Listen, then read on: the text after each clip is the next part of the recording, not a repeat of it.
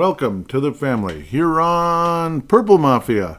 I am your host, Paladino Joey, or Joey Awajan.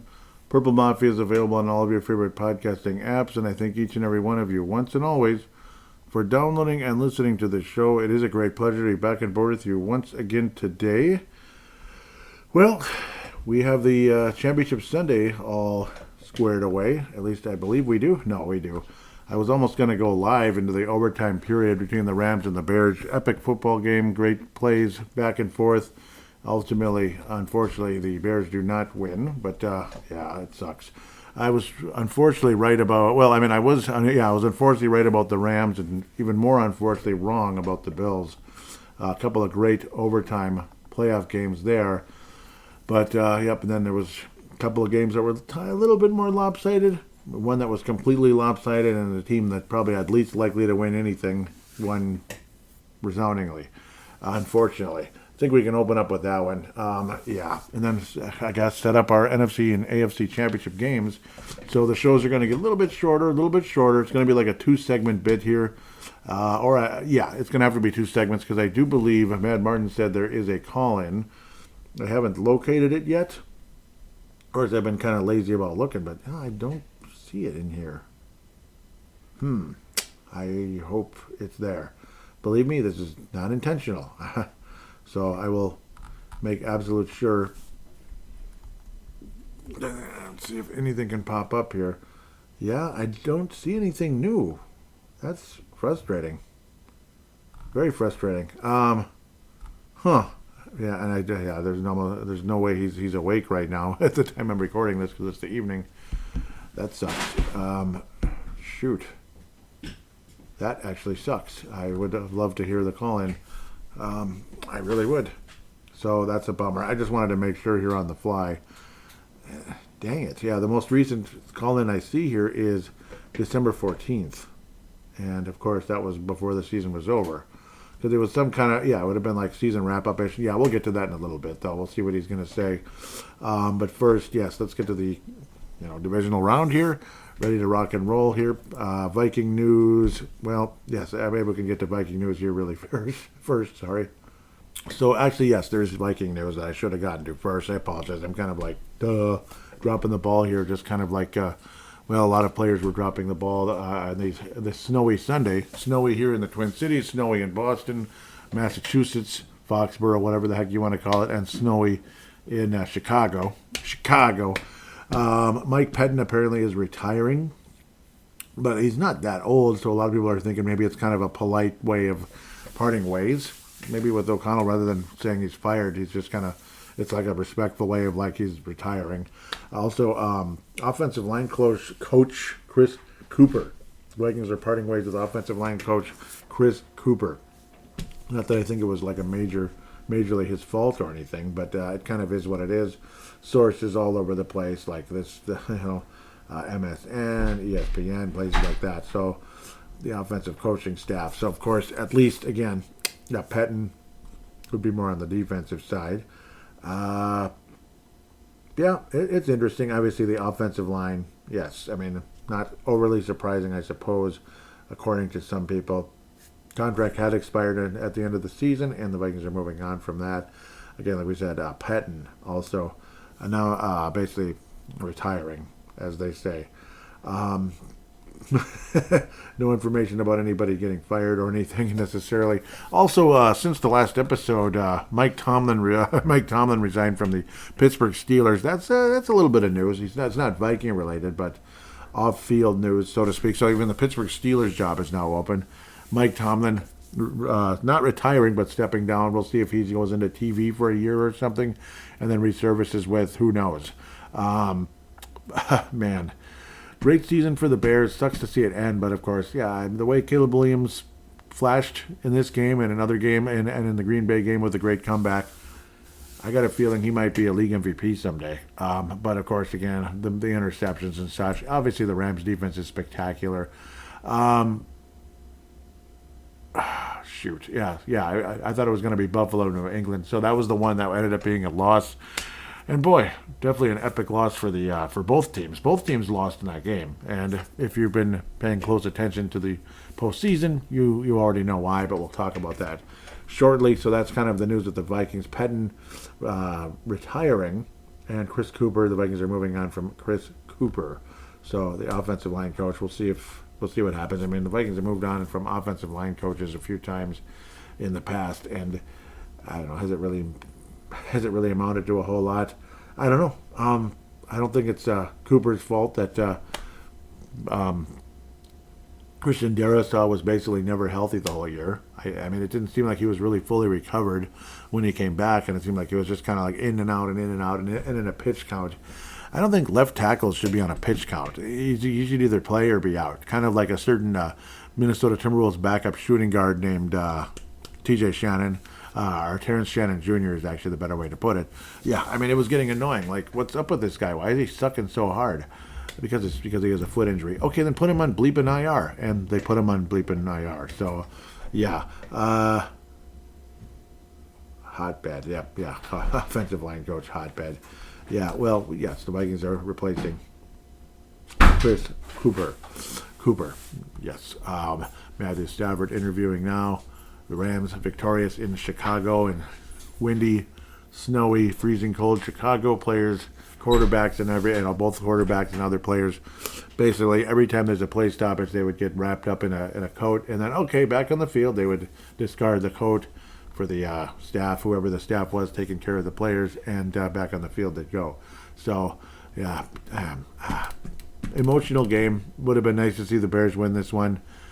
The only fear is I don't want the Seattle Seahawks to win the NFC, and I got a feeling the Rams are more likely to take care of business when it comes to Seattle. But it's not like I want the Rams to win the frickin' Super Bowl either. So, no, I mean, they just did. They're the most recent team to win the Super Bowl, 2021. So, 2021 season, Bears last won it in the 85 season. The Patriots last won it in 2018 season. That's not that long ago. Bills had never won before. Broncos had won in 2015. Who else? San Francisco last won it in 94. That's way, way, way back. I can't believe it. Again, a team with 5 Super Bowl championships, and they were the first team to get to 5 to, still be searching for their next Super Bowl. So it's pretty wild to think about that at the end of the day. Man, I feel like crap, though, that I'm not seeing Mad Martin's call. I feel like crap because it should be there. Dang it. I don't know. Why can't I see it? I want to see his call. I like when Mad Martin calls, when Dave Martin calls. I really do. I mean, there's absolutely no sarcasm there. I really, really, really, really like when Dave Martin calls. Gosh, dang it. Yeah, that makes me upset. Does this thing, does this email swallow files or something? Like, what's going on? I'm beginning to wonder, you need to pay $5 a month or something to even get a file. Let's get to the games. Apologize. Yeah, the frickin' Seahawks won 41-6 over the 49ers. Yeah, it's just, you just knew it, didn't you? Yeah, I hate the Seahawks. I still feel the same way. You know why? Their fans are jerks. Their fans are jerks, and they always will be. Sam Darnold, 12 of 17. And they're like, Sam Darnold's in the NFC Championship game, and da-da-da. And I put, he's one of the least of the reasons they won. He's basically the least of the reasons they won. Seattle's defense is really good in the running game, and so on and so forth. And obviously the defensive-minded coach and all that. And then all I get is like, you're a hater, and da-da-da. Oh, shut up. It's like, and I was saying this is coming from a Viking fan. They were basically working around the possibility of relying too much on Sam Darnold in a big game. Because last year the Vikings absolutely, positively relied on Sam Darnold to beat the Detroit Lions and the Los Angeles Rams. And what happened in those games? You saw the game, as Mike Zimmer would say. You saw the game. So it didn't work out. That's all you need to know. It just didn't. In this one, Sam Darnold, yes, 12 of 17. Okay, efficient. 124 yards. I mean, J.J. McCarthy might throw for more than that. 1 touchdown pass completed. The good part is, again, no interceptions. And the part that may have offended people, which shouldn't, is that he's basically like what Trent Dilford was for Baltimore when they won the Super Bowl. Is that so offensive? Or is it just like, I don't know, look, based on the numbers here, That's pretty accurate. Dilfer was a efficient game manager because they weren't relying on him as much as the Tampa Bay Buccaneers were in the past. That's the point. What did I say that makes me a hater? Absolutely frickin' nothing. Your team won 41-6, so shut the hell up. That's all I got to tell those people. And against a team that had about 19 injuries, over the course of the season, 19 injuries to vital players. San Francisco 49ers just still won 13 games this year when you count the playoff victory against the Philadelphia Eagles, the world champion Philadelphia Eagles, the week before. Possible future Minnesota Vikings starting quarterback, or whatever, if it's a bridge quarterback role or a full-time starter. I don't think the Vikings are going to make him a full-time starter. Who knows? Mac Jones came in the game, attempted 4 passes, and completed 2. Yeah, for 4 yards. Brock Purdy. Yeah, I don't know. Brock Purdy against a crazy good Seattle defense that made Max Brosmer look like he belonged in a Pee-wee league somewhere. Like riding a tricycle or something. Riding a tricycle to the cute little field out there, in the park, 3 blocks from here. Squeak, squeak, squeak, squeak. Like on his little tricycle with his cute little like rubbery ball, cute little rubber football, little mini thing, or like a classic little cute little mini Nerf ball or something. That's pretty much what the Seahawks defense made Max Brosmer look like. And again, not trying to be a jerk to Max Brosmer or anybody else. It's just that's how good the Seattle defense is. So that's why I'm kind of afraid that Seahawks might win the whole damn thing this year. I don't want that to happen. I just don't. Didn't enjoy it when they won last time.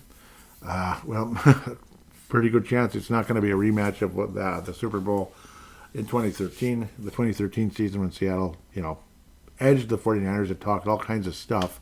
A certain cornerback with a big mouth, with a lot of pride that was like pride to a level of like, dude, settle down. Like, you're too much. That'd be, I don't know, let's get off of that. Later he played for the 49ers, but that was after his Achilles tore. Richard Sherman. Anyhow, Brock Purdy, 15 of 27, 140 yards and interception. Quarterback rating of 54.6. Again, that's basically like McCarthy versus Seattle. If he played against Seattle, which he didn't. Brosmer was worse. He threw, 4 interceptions in the game? Don't remind me, right? And I don't want to remind you either, but I just did, unfortunately. I feel bad. I like the Niners a lot. I do. I like the Niners a lot. They're my second favorite team in the NFC. And it's okay. It's legal to have a second favorite team in the NFC when you have your favorite team and no matter what, you're cheering for them, right? You're cheering for them to win unless you're just kind of like hoping they tank and get a higher draft pick, which is also quite legal at times. It's legal. Otherwise, like say your team is out and this other team that you kind of like, you kind of like them. And you don't even really have a ton of respect for them because of their past, like Joe Montana. A guy by the name of Joe Montana, Steve Young, but especially Montana, Jerry Rice, guys like that. A guy that came to the Vikings, a guy named, why am I blanking on his name? Roger Craig. I'm like, Craig Smith? No, Roger Craig. Yeah, Roger Craig. Won the Super Bowl, remember, years ago, 1985 and 80, whatever, 80s. And then he came here to be our third down back in the early 90s with, the Rich Gannon, Sean Salisbury days, Jim McMahon, guys like that. It was very enjoyable. Roger Craig was, I liked him. And it was nice. He was a good player for the 49ers. It's easy to love and respect a team like the 49ers, especially when they bring you back to the greatest decade that ever happened. The 1980s. I mean, the coolest thing in the world. So, anyhow, with that said, this team unfortunately ran into way too many injuries this year, including George Kittle in a victory over the Philadelphia Eagles goes out with an Achilles. Like, seriously, George Kittle too? Like, what the hell? Like, my God, it's just like a cruel prank. And then McCaffrey, as amazing as he is, Christian McCaffrey, as amazing as he is, and how great as he was with the Carolina Panthers years ago.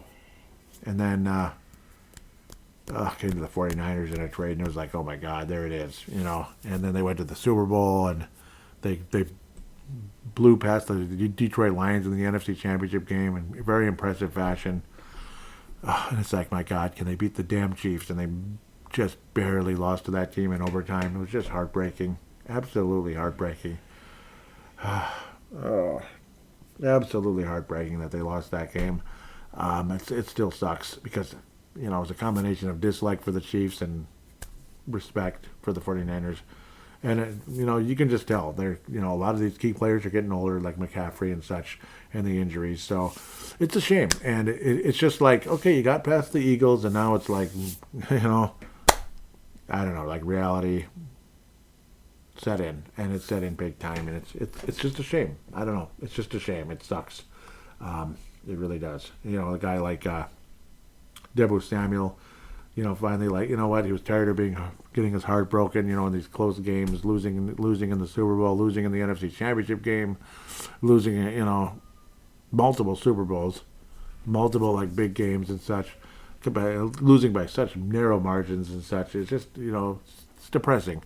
Goes to Washington, who looked like they were this up-and-coming team, and then they sucked all year, And, of course, the starter got hurt. Of course, the main guy, Jaden Daniels. So it's a crazy situation.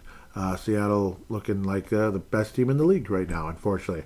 Kenneth Walker III, 19 carries, 116 yards, and 3 touchdowns. Again, can I reiterate that the Seattle defense and the Seattle running game is the main reason they won the football game?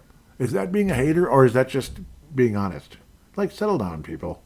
I never said Darnold sucks. I just said you don't want to put too much. He's not the kind of guy that you rely on to win the game for you in a big playoff moment. He's not. He proved it last year. And Seattle is working around it, and they're doing a good job of it. As much as I don't want them to win, they're doing a good job of everything. Running ball or running game, defense. Old school. So I guess I like this Seattle team more than that one. And, well, because who could possibly like that team? Except, the Patriots are evil and they're cheaters, and that's why everybody was cheering for the Seahawks in that game. Yeah, well, who got the last laugh? I said it. Who got the last laugh? Not the Seahawks. That's all. That's all. They got too arrogant, and it bit them in the booty. This one hurts. Talk about a game that hurts. Hurts because as a Minnesota Viking fan, who can relate better to Minnesota Viking fans than Buffalo Bills fans?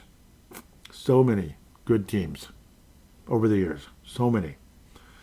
Year after year after year. Now, of course, the Bills did have an extended period. That's Buffalo Bills fans, of course, and Viking fans. We can relate. 4 Super Bowl losses. The first one was probably the one both teams should have won.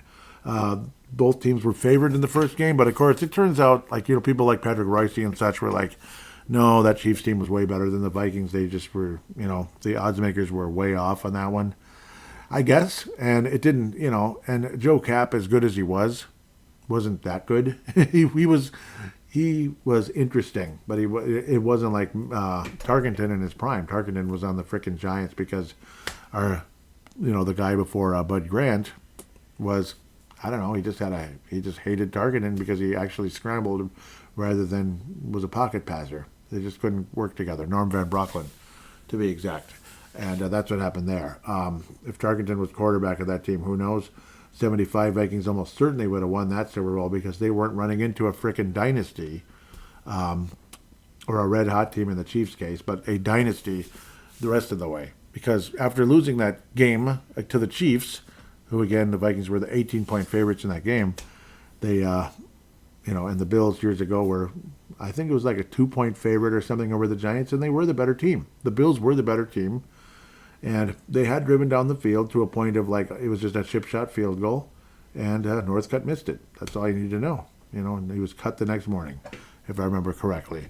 So, yeah, he never played another game for the Bills, and he never played another game in the NFL, sadly.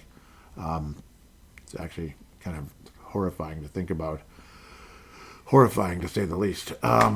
But Buffalo Bills, they've had some wonderful teams in this Josh Allen era. They played some great, there've been some great entertaining football games going up against the Chiefs, going up against, this Broncos game, of course, especially against the Chiefs. I mean, was there an epic battle with Cincinnati years ago, or was that just a game I was hoping for? But it seemed they just could not get over the stupid hump with the Chiefs. And this year the Chiefs don't even make the playoffs. They fell apart. And then very late in the year, right as basically the Chiefs were about to get eliminated from the postseason, there was insult to injury or injury to insult as Patrick Mahomes tears his ACL. Holy crap. Who'd have thunk that was going to happen, like ever? And it did. So it's like, you want to believe it's wide open for the Bills, but they were only the 6th seed because they lost games earlier in the year and kind of fell behind. And the Patriots had a huge season, ultimately tied the Broncos for the best record in the AFC. Ultimately, the Denver Broncos get some kind of tiebreaker deal, and kind of similar to way back in 2015. I was like, the Broncos? How the heck did they get the number 1 seed? And they ended up winning the whole thing because their defense was so good that they just shut everybody down. The Mile High City, as they call it. Back and forth football game. Denver took an early lead, maintained it for a while. Buffalo came storming back. Then Denver goes down the field, scores at will, basically. Buffalo, spectacular job at getting down the field and tying the thing up. Golden opportunities for the Buffalo Bills, falling short. The offense just couldn't get the job done in the overtime period. And then Denver Broncos drove down and simply won the football game. But talking about insult to injury or injury to insult, a couple of things. Obviously, Josh Allen, obviously this Denver defense was spectacular. And there were some questionable calls in this game. Pass interference that probably should have been called that wasn't in favor of the Bills. It was not. The pass interference was not called, and the Buffalo Bills would not get an opportunity to potentially score a game-winning field goal once things got to sudden death. Josh Allen did have Josh Allen ended up turning the ball over 4 times, and that's not going to help anybody's cause. So people are going to start, people are going to point fingers at Josh Allen like this guy can't win, particularly on the road. And it's pretty ridiculous that last week was his first ever road win in the postseason. Absolutely crazy to think about. His first road win in the whole playoffs in the Bills since '92, like I talked about last week. Josh Allen, 2 interceptions and 2 fumbles lost. I mean, one of them is like the ball's just kind of flinging out of his hand and rolling backwards. Like, what the hell? Weirdest thing ever. He officially fumbled 3 times, him being Josh Allen, but 2 of them were officially lost. And James Cook III also lost a fumble. So, kind of a Vikings-Saints game. I mean, this one felt like the Vikings and the Saints. It really did when it comes to the Bills, and I can imagine the fan base is just, it's just eating them to all get out. A situation where just breaks your heart. You just feel that this was a golden opportunity for the Bills to get the job done, and boy, they get past the Denver Broncos, they might go all the way and win it. You just never know. Winning in New England, Foxborough, and all that would be really tough, really tough. But the whole familiarity with the division and all that, who knows? Again, and late, a pass interference penalty against the Bills later, which put the Broncos into field goal range. But you could kind of tell something was, somehow, some way you could kind of tell at the end when the kick was made that Bo Nix didn't look all that excited, and it's like, why is that? He had kind of been upended a bit a few plays earlier. It was like 2 plays. It was the play before the pass interference call that led to the Broncos kicking a field goal, but he looked fine. Bo Nix was walking around normally, and then you hear right after the game, fractured ankle and requires surgery and is out for the year. So it's like all of that. The Bills' golden opportunities, if you could have hung onto the effing ball, just costly turnovers, costly penalties, and all of that. And, you pretty much had the Broncos beat, if not for that. And it would have been a very extremely impressive performance for the Bills if they were able to, win in Denver, because it's not easy to win in Denver, no matter who you are. And it's just a damn shame. It tells you how good the Bills team really is. Despite all those turnovers, they were right there to win it. So, pretty damn impressive. Kind of like that crappy, NFC Championship game where the Vikings and Saints. Like the Vikings, outside of the stupid-ass turnovers, were, clearly the better team. Clearly the better team. But ultimately, again, if you can't hang on to the ball and the other team takes it away from you, so to speak, they deserve to win, whether they did it legally or illegally. And in a lot of cases, the Saints did it illegally. And it's the same stupid head coach on the sidelines there with the Denver Broncos, which annoys the hell out of me. Now, it's not Greg Williams as a defensive coordinator or anything. At least I hope not, right? No, it's not. But Bo Nix fractured ankle. So it's just kind of like ultimate thing here where, if only the Bills could have capitalized and scored, the Broncos, Bo Nix would have never gone down the field again. Bo Nix would have never broke his ankle, and the Bills would have been in the AFC title game. So it's kind of like a crappy situation here because, who's the Broncos' backup quarterback? Seriously, backup quarterback, really? I mean, we're going to go to a backup quarterback, and it'll be in Denver. So okay, bless his heart and everything. Bless the Broncos' heart and everything. Obviously, still got the good defense and a coach that's capable of getting the job done, whether we like him or not, which we don't here in Minnesota. I don't think we do. I just don't. The guy didn't even play a game this year. What the hell am I looking at? Yeah, the guy didn't even play a single game this year for the Broncos. At least I don't think he did. It's not showing him, which is annoying. Yeah, Jarrett Stidham will be your starting quarterback for the Denver Broncos against the New England Patriots, 29 years of age. He was a fourth-round pick, 31st, so basically the end of the fourth round, ironically, by the Patriots.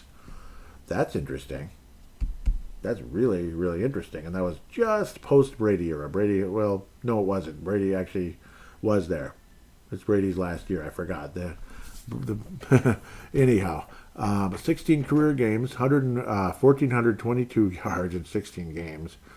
But, yeah, it's not like he started all those games. But he started some of them. Boy, no, these are not anything too spectacular to brag about here. Nothing great to write home about. Anyhow, 16 career games, 117 of 197, almost 60%. Okay, that's great. Pass yards per game of 88.9, so 89 yards a game. Basically, again, it's not like he started every game, though, necessarily. 8 touchdowns, 8 interceptions. Yep, no fumbles lost, no fumbles at all. So, okay, at least he hung onto the ball, Josh Allen. Hang on to the damn ball, Josh. 3 fumbles, and then 2 of them lost. Hang on to the ball, Josh Allen. Hang on to the ball, Josh. Hang on to the ball, Josh Allen. Josh, hang on to the ball, please. I know Denver's defense is awesome. God bless them. Hang on to the ball, Josh Allen, because the Bills should be going to New England. That would be a much better football game than seeing Jarrett Stidham start against the New England Patriots. Home game and everything, but Jarrett Stidham starting against the Patriots. Put it this way, if the Patriots lose this game, they're going to be hearing a lot of criticism, and it'll be well-deserved. Patriots absolutely should be, heavy favorites in the AFC Championship game. Bo Nix is a valuable son of a gun. He's tough, and boy, is he tough. I mean, he's walking around on a broken ankle it's another day, Let's go out there and do it, guys. Rock and roll. I don't know. I just Arkadelphia, Arkansas. That's where Bo Nix is from, though he played for Oregon, not Oregon, by the way. Oregon Ducks, Arkansas. It's not Arkansas, it's Arkansas. That's their accent, I guess. It's a famous, because every state, there's like some signature in their accent that tells you, that's somebody from there. Minnesota, that's Minnesota. Chicago, Wisconsin. I don't know. I could just go on all day. Sorry. Iowa. No, it's not Iowa. It doesn't sound like that. That one I don't really know a distinct thing. But Arkansas has something, and that's what it is. It's Arkansas. So that's where Bo Nix is from, is Arkansas. Arkansas. Go get them. Arkadelphia. Well, Bo Nix, I'm wishing you a full recovery. All right. I'm wishing you a full recovery, my buddy. Bud. Born in 2000, so, yeah, still got his whole life ahead of him, and God bless you, Bo, and I'm sorry to hear about that. I mean, he could have played in an AFC Championship game and quite possibly a Super Bowl.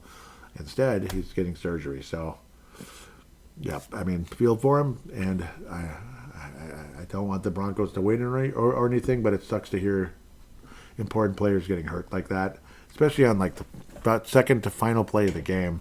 And it's just like, you just feel like the poor Bills and the Bills fans, it's all just a huge waste. Yeah, you don't get to advance, and you end up losing to a team where their star quarterback got hurt basically at the final or second to final play of the game, basically. I mean, it's just ridiculous. What a waste. It just totally sucks. Like, Buffalo, you really blew it, I'm saddened and disappointed about that in so many ways. Some great plays by the Denver receivers in this game. Sutton, big plays there. Huge big plays by Cortland Sutton. He's a stud.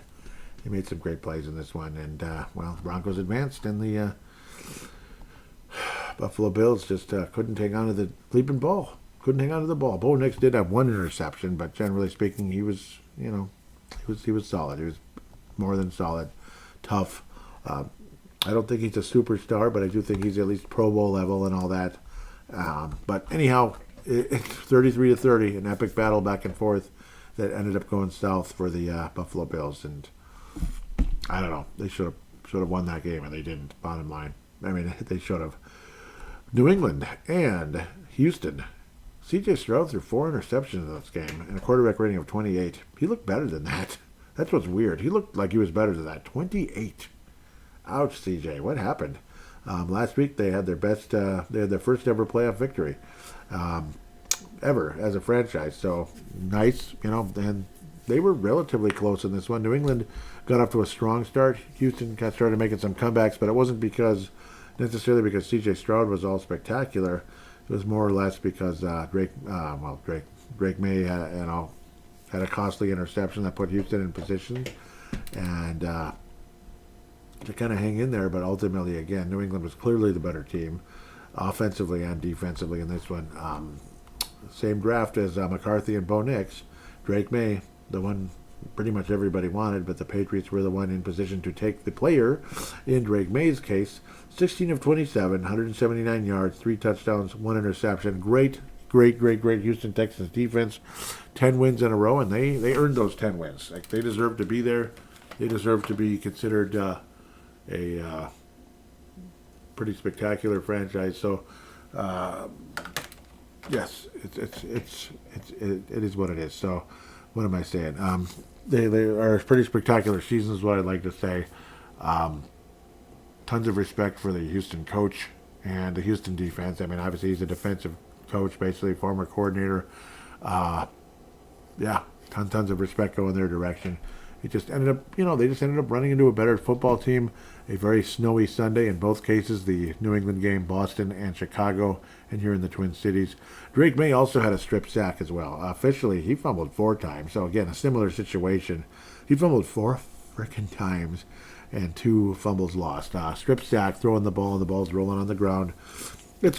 I think it's credit more in this case to Houston's defense, because he was already kind of starting to. He was in the case of throwing the ball, and he got basically swatted before there was a forward motion in Drake May's case.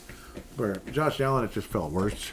His turnovers felt worse, generally speaking, but still getting turnovers is getting turnovers. It was definitely a mess. So 3 turnovers alone for Drake May, 2 fumbles lost, and the interception. Where Stroud, Marks also fumbled for the running back for the Texans, and he had a lousy game. The New England defense really smothering. 14 run attempts, 17 yards. Jeez. So hopefully the Patriots against the Seattle Seahawks, which I'm sticking to my guns on that one. You can just about pencil that in, I think. As good as the Rams are, I don't know. I'm afraid that Seattle's probably going to beat them. I'm just, you can kind of guess where I'm going. I mean, it already is what it is. Crazy to think. Stroud, he did not fumble, but 4 interceptions. That's lousy. Fifth turnover with Marks. I thought there were 6 turnovers, but no, I guess it was. Oh, there is. Yeah, it's the same guy, Marks. It was 5 to 4 in the turnover category when it comes to the Houston Texans and New England Patriots. But Mike Vrabel getting it done. Good job. Good job. Unfortunately, the Patriots will not host another game this year. It's going to Denver and then to potentially, more than likely, the Super Bowl, where Stephon Diggs will finally get to go there. Losing an AFC Championship game to the Kansas City Chiefs. Unfortunately, that was a pretty lopsided game, too. That was disappointing. A very good Bills team that year, but it was like they were kind of like getting going at that stage. Like Josh Allen went from a guy who was like a turnover machine who couldn't play to a guy who was looking more like, wow, this guy's there. There's something there, you know. All that highly touted come from Wyoming looks like it's going to amount to something. But now, 6 years later, here they are losing in the second round. So disappointing, very disappointing. New England, though, officially 28-16. Kind of an ugly game. Last week's was an ugly game as well. Patriots, far superior team last week. And this week, you could definitely say the same, actually. And it's when you consider the way Houston had been, beating the crap out of people and just winning game after game after game. I mean, the Vikings are one of the teams they beat the crap out of this year, where last year the Vikings beat the Texans. Vikings beat the crap out of the Texans. It was crazy. Cam Akers scored a touchdown against the Vikings, and then not long after the Vikings would acquire Cam Akers in another trade. It was kind of funny. Cam Akers scored a touchdown against the Vikings, a receiving touchdown for Houston. It was hilarious. It was the only touchdown in the whole game. Whereas this year the Texans, they just look like a far superior team right now, and they're winning games all over the place. And God bless them. Houston, 10 wins in a row, and we'll see what happens. Stroud needs to clean up some of his house, so to speak. Clean up his house as a quarterback a little bit, but there's still something there. Probably not the superstar a lot of us thought he was going to be, though. Probably not, because it's been like 3 years. He had a great rookie year, and since then he's been, he's had his moments, but generally not great. But Houston could definitely be a threat as we go forward, and I think New England will be a threat for many, many years to come, and wouldn't piss me off too much. They're not the Chiefs. They're not annoying like the Chiefs. They don't have a sideshow. They don't got a showboat every time they do anything. So they don't. Even though there are players that showboat, generally speaking, but there was a can't miss play where Stephon Diggs he had a touchdown in between two Texan defenders. I mean, that was big time officially. Very happy for him. And it's crazy because, last year, obviously, he played for the Texans. He came from the Vikings, the Bills, the Texans. He's been all over the place. 4 catches, 40 yards, a touchdown. So good for him.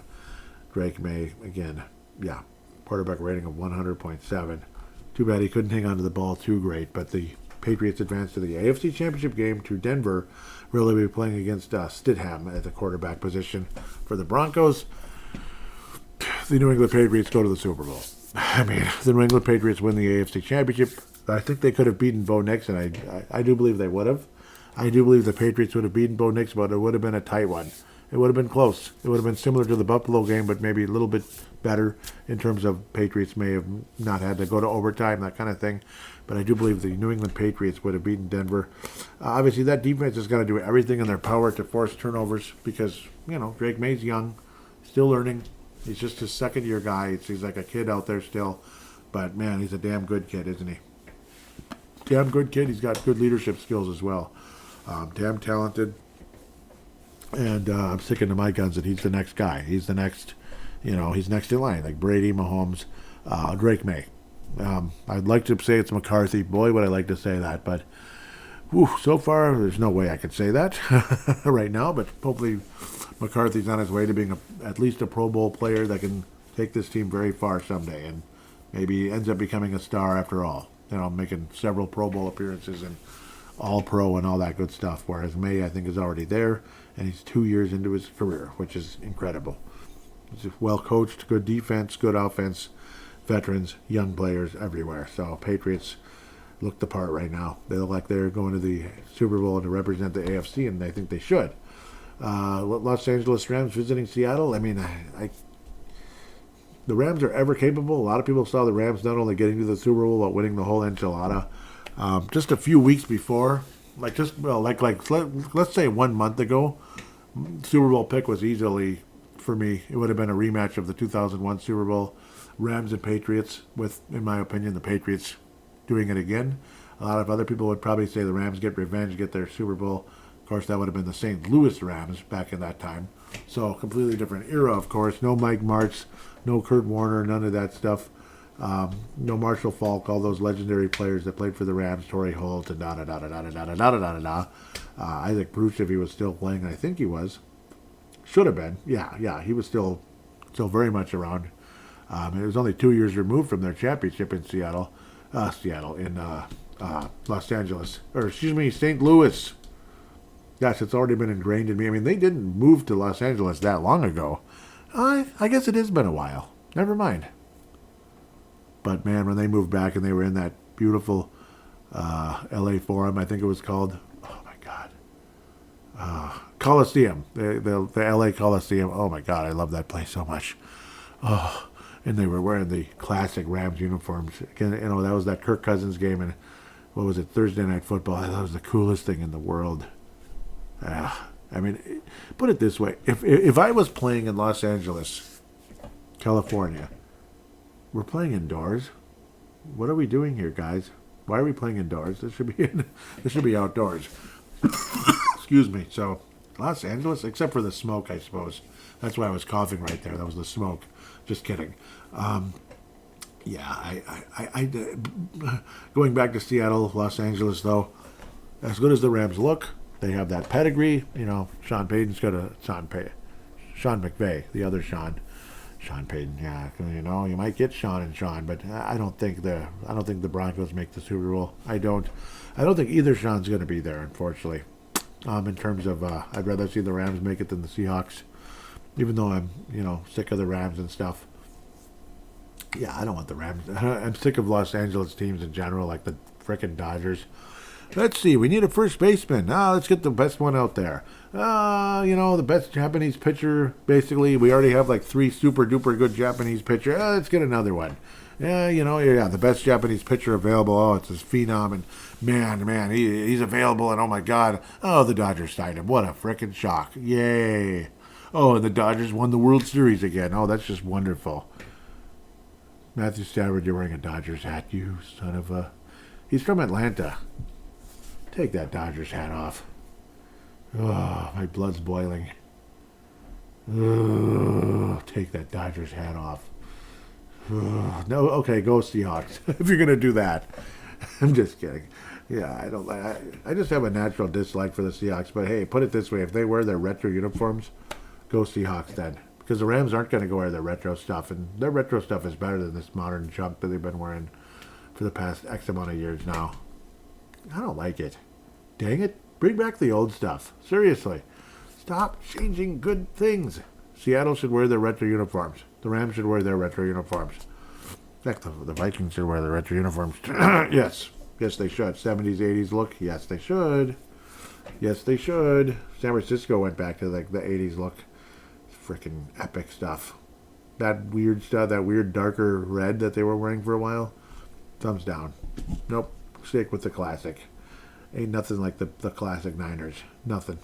Okay, so Seattle's going to beat the Rams, though, unfortunately. I do think they're going to beat them, and it'll probably be a, let's say like a 10-point win. I think both teams win by double digits.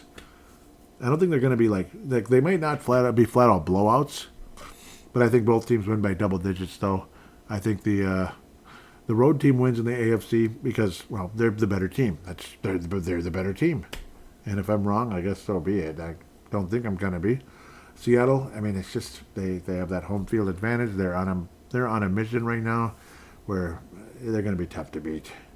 They're going to be really tough to beat. Like they've been just winning and winning and winning. The way you beat Seattle is forcing turnovers with Sam Darnold. And, well, this Rams defense is capable of doing it, and I do believe the Patriots defense would be capable of doing the same thing should the Seahawks play the Patriots in the Super Bowl.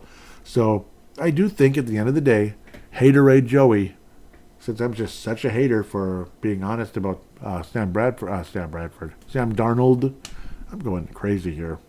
I apologize with the, it's the Rams and Sam and all that stuff, but Sam Bradford, Sam Darnold, Matthew Stafford, I'm going nuts with all these names.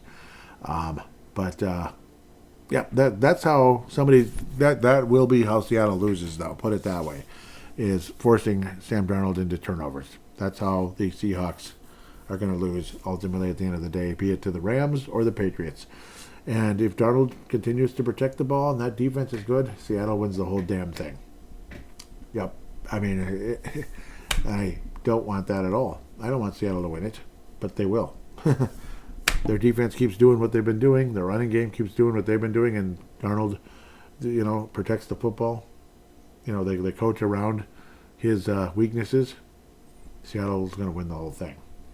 With that said, Seattle will get past the Rams, but will not beat the Patriots in the Super Bowl. I'm sticking to my guns. Patriots, Seattle. Patriots are Super Bowl champions. Seattle loses by a small margin, like 4 points basically, like 31-27, something like that. That's an early prediction. We'll get back to it next week at the end of the day. Again, I don't see a call-in from Mad Martin, which is a bummer. I wish I did. I swear. Damn it. Anyway, I want that call-in. I want the call. I want the call. I want the call. Dave Martin, Mad Martin, where's your call-in? All I'm seeing is December 14th. It couldn't possibly be in the spam folder, could it? Nah. I think it would still show it if I put the MD here. It would still show it if it was in the spam folder, right? Okay, it's not there, so it's saying no. So I am not sure what's happening. I want to check the trash. Did it? Nope, nothing there. Something wound up there. What if it went to junk? That'd be stupid. But it didn't go there. Unwanted. Oh my God, that'd be so messed up. Like I'm going to recall Dave Martin's calls unwanted. I might as well be fired from podcasting if I did that. Like literally fired. Okay, I didn't even get to the Bears and Rams game, did I? I didn't even talk about it. How stupid. I apologize. I really do.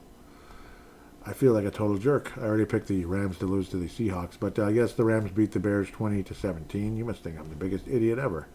I can imagine listening back to the show and like, wait, I didn't even talk about that. So, in a game where Matthew Stafford doesn't even throw a single touchdown pass, you think the Bears are going to win. Quarterback rating 67.4. Bears defense did a great job on Matthew Stafford in this game, and plus I think the weather did a great job on everybody.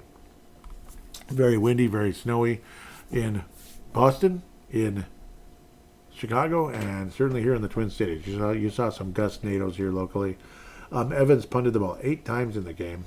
Crazy. That'd be the Rams punter.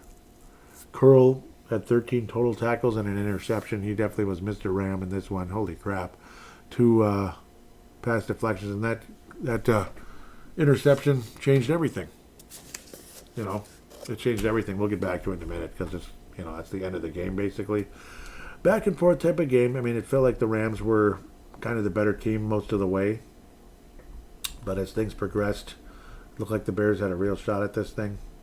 And at the end of the day, the Rams ended up getting it done. Weird, kind of crazy game overall. The Rams would take the 7-0 lead. The Bears would make it 7-7. But it would be kind of a gutsy, gutted out, run for some first downs, some short yardage plays, guys dropping passes everywhere. Kickers making their kicks despite the win, so good for them. Carlos Santos, 48 yards, and a 32-yard chip shot by Mevis, who ended up winning the game later, unfortunately, much to my chagrin, because I didn't want the Rams to win this game. Karen Williams rushed to the right on a play where it's like the Rams just kind of out-schemed them there in the fourth quarter to take a 17-10 lead. Looked like the Rams might have had this done. Caleb Williams then would have a time-consuming drive. Very time-consuming drive, by the way.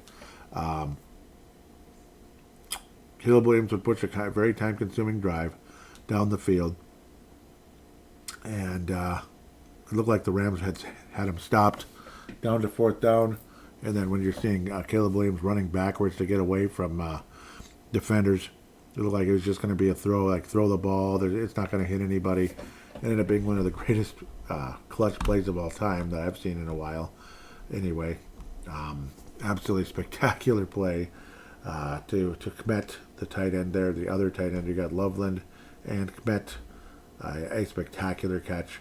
It was officially only 14 yards, but it was like a 30-yard throw because, Caleb Williams was way back there. He'd ran about at least 15 yards back and flung that thing in the air. You figure this is just going to be a throwaway on 4th and 4, and the game is going to be over, basically. The Rams are going to come out in victory formation with a 17-10 victory. But Kmet brings it in. It was a great throw, and Kmet made a nice catch as well. After Loveland had some big drops. Loveland, and there were lots of throwaways and such. Guys were dropping balls everywhere. Moore was targeted on a play that ultimately was the big interception by Curl in overtime. But whatever. After Kmet made the big catch and forced OT, the Rams would get the ball to open the overtime period, and it was a 3-and-out, just 7 yards. And it's like, oh my God, the Bears actually might win this thing and go to the NFC title game. Could they have a shot against Seattle? Well, we're going to hope so. And man, oh my God, this could be it. Caleb Williams would make great plays. He would use his mobility to go for first downs. And then a game-defining play at the time anyway, 4th and 1, right around the 50. Caleb Williams would just kind of inch to the left rather than trying to go right up the middle. Would take a step to the left and get 2 yards and get the first down to get to the 49 or 50 or whatever it was officially. And then next thing you know, he's hurling the ball in the air. Oh my God, it's going to be a big time play, and the Bears are going to be at the 20, and they're going to basically, be on the verge of winning this thing with a kick or whatever. And next thing you know, it was a white jersey with blue and yellow catching the ball instead. Nice play. Took away the passing lane. Looked like some miscommunication between Caleb Williams and DJ Moore, and the Rams got the ball back. You figure, okay, the Bears defense shut them down last time. I mean, it's just a 22. I mean, they got to go 78 yards, them being the Rams. Well, unfortunately, it was different. This wasn't going to be a 3-and-out. The Rams ultimately would move down the field well into field goal range, and it just wasn't meant to be for the Bears at the end of the day when it looked like it was going to be.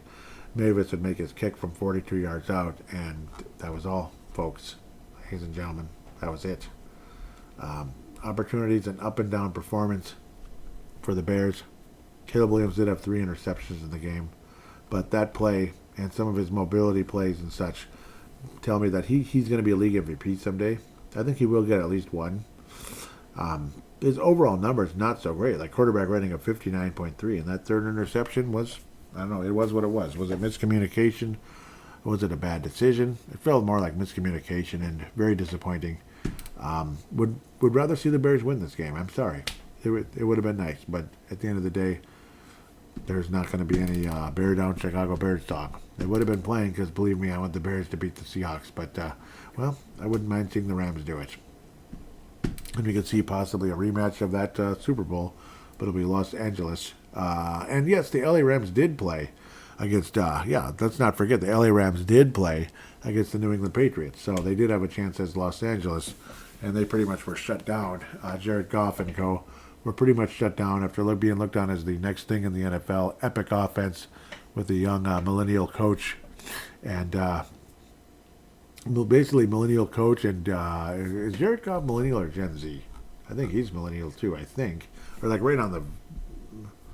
I don't remember. Come on, nothing's coming up. I don't believe this. Yeah, that's dumb. 94, yeah, man, he's that old already? So yes, he's definitely millennial. So it's a millennial coach and a millennial quarterback. But old millennial and younger millennial in that case. But that could have been, it was what it was. A lot of people thought they were the next thing in the league. They really did. And we thought we were going to see a Rams and Chiefs Super Bowl coming up real soon. Some of those epic battles between those two teams. But, that kind of changed things the way the Patriots totally shut down that offense and won that Super Bowl. So we'll see. We'll see if we get a rematch of that game as well. So it's Patriots 2 and Rams 0 so far. So it might be 3-0. Otherwise, you could be looking at Patriots 2 and Seattle 0. either way. So I'm picking the Patriots to win the Super Bowl still. I'm sticking to my guns. I've been at it since Wild Card Week, and I'm sticking in. Since pre-Wild Card Week, by the way. So fan interaction, man. See, maybe Leland was right. I'm just a clown that just ignores everybody. Trust me, I'm not trying to do that. I don't know why I'm thinking around here. I wasn't even planning on this show to be this long. I've been doing a lot of babbling. I apologize. Kind of thrown off here. Those are some good football games, though. Yeah, very. Give me 1 second here. So, yes, unfortunately, it looks like the fan interaction's kind of small. What were we saying? I think we were talking about the Bears. Yes, I was saying amazing 25-point comeback. I love that. Yeah, Mad Martin was saying it's rather depressing. The Bears are clearly on the ascendancy now. Yep, that they're ascending. Yep, I mean, we'll see. I'd rather see the Bears win than the Packers, at the very least. I want to thank Vince Germano for retweeting the most recent episode. Greatly appreciated there. Vince Germano out of Australia, of course. Mad Martin again says, another good podcast, my friend. I did a call-in, but you put the show up before I sent it in. And I was saying, oh, I'm sorry about that. I'll make sure it's on the next show, but I'm not seeing where the call-in is, though. And I really appreciate you saying it's another good podcast. That means a lot. It really does. It does. It means the world to me, to be quite fair. But doggone it, I'm not seeing it. So I'm kind of sad. I want to see it. I want to listen to it. And I want the listeners to hear it. Rather than just me babbling nonstop. Unfortunately, nothing on Facebook. Yeah, I was a little late on it, too. Shoot, man. Seems like a lot of people, once the Vikings are out there, like they'll watch, but they don't want to comment. They don't really have much to say. So, I'm not seeing your call-in. And I'm really sad about this. I want to hear it. Shit. So, pardon my French. Call in if you can. Again, please call in again if you can. Maybe your picks of who's going to win the whole thing and such, and thoughts on some of these crazy games, if possible. And anybody else can call in. Tanae can call in. Mark Carlson, Dave Hickey, Leland if you'd like to. Brent Jacobson, if he's listening by any chance. Any of you, I'd love to hear from you. Sam Gupta. Malcolm McSween. Gosh, I'd love to hear that call in again. Love to hear Malcolm McSween call in again. It's been so long. I miss those calls, Malcolm. I really do. If you're still listening, I hope I didn't annoy you when you've left. It's been eons and eons since I heard from Malcolm, honestly. So, I missed you guys. Really do. With that said, Dave Hickey, Mark Carlson, Gerald String, of course. Yeah, I'd love to hear from you. I think he's, I know Denver was his second favorite team for a while, kind of like New England, San Francisco with me, how you have a second favorite or third favorite team, whatever. So, it'd be nice to hear from you. It'd be great. With that said, again, so anybody wondering, how do I get the call there? Well, basically open up your smart device.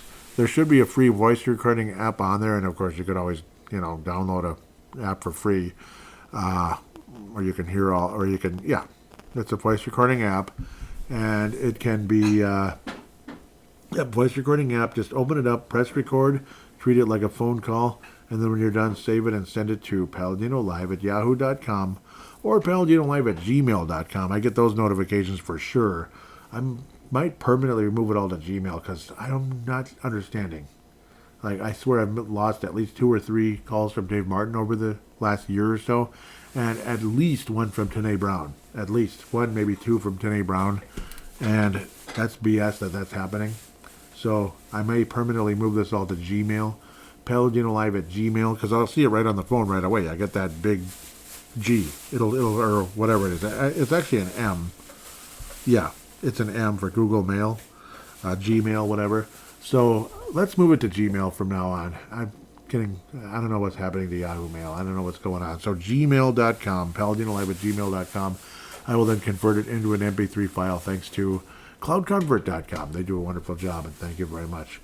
With that said, please put a positive 5-star rating if you could on Apple Podcasts, Spotify, or any other app that may allow you to do that, but especially those two. And click subscribe to the YouTube page, Purple Mafia Show on YouTube. would be great. We'd really appreciate that. Subscribe to that and click like on the videos if you could. So, and share them if you could. You don't have to, but if you could, it's greatly appreciated. Same with sharing the show on the podcast and such. But otherwise, thank you so much for listening, and go Patriots. And that's about it. I don't really like the Rams or the Seahawks. So go Patriots.